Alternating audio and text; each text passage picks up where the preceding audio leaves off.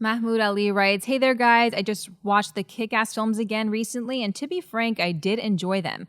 At the end, we see Kick-Ass training with a panning out of the camera to see his new metal helmet alongside a post-credit scene with the mother effer with the lack of limbs still alive. My question to you is, would you like to see a Kick-Ass 3 being made with a completely new original story as a sort of aftermath of the events that unfolded in the sequel?"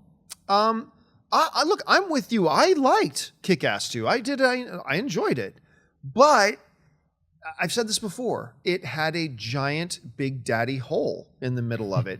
Big Daddy was such an integral part of what gave that first Kick-Ass movie its tone and its personality and its humor and all that kind of stuff. And when you went into Kick-Ass 2, you felt that absence. Like, you felt it through the whole film. It's like all the other things that was good about the first Kick-Ass, I thought was there in the second, which made it still enjoyable.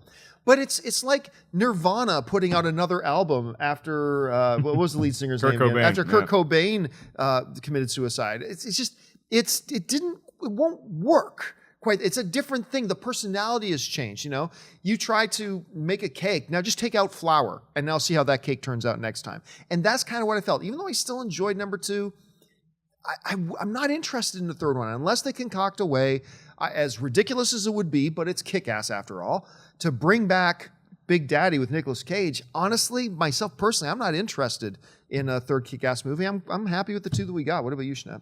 I wouldn't mind seeing a Kick-Ass 3. I mean, I think they can wait 10 years.